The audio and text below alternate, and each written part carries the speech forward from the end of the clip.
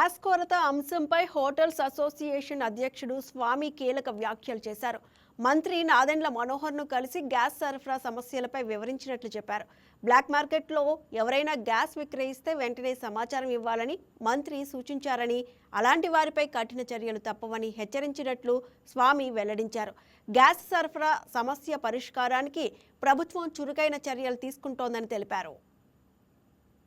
దాకా ఒక పక్క జరిగింది వారు, ఇప్పుడు రెండు పక్కలు జరుగుతుంది కాబట్టి యుద్ధం తీవ్రతరం అవుతుందనే ఉద్దేశంతో తదుపరి చర్యలు ఎట్లా తీసుకుంటే బాగుంటుందనే దాని మీద తీవ్రంగా రాష్ట్రంలో రోజు రోజుకి డౌన్ఫాల్ అవుతుంది.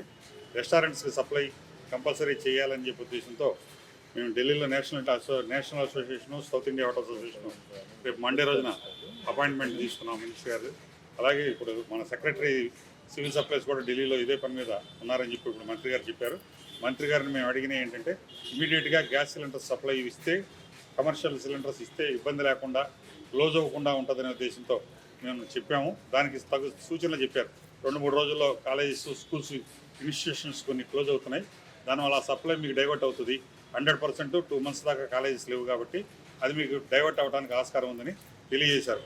అలాగే మంత్రి గారు సివిల్ సప్లైస్ ఎక్కడన్నా బ్లాక్ మార్కెట్లో ఇప్పుడు సుమారుగా విజయవాడలో 5,000-6,000 అమ్ముతున్నారని చెప్పి తెలియజేస్తే ఆ డీటెయిల్స్ అన్ని ఇస్తే ఆ డైరెక్ట్గా వాళ్ళని మా టీము దాన్ని.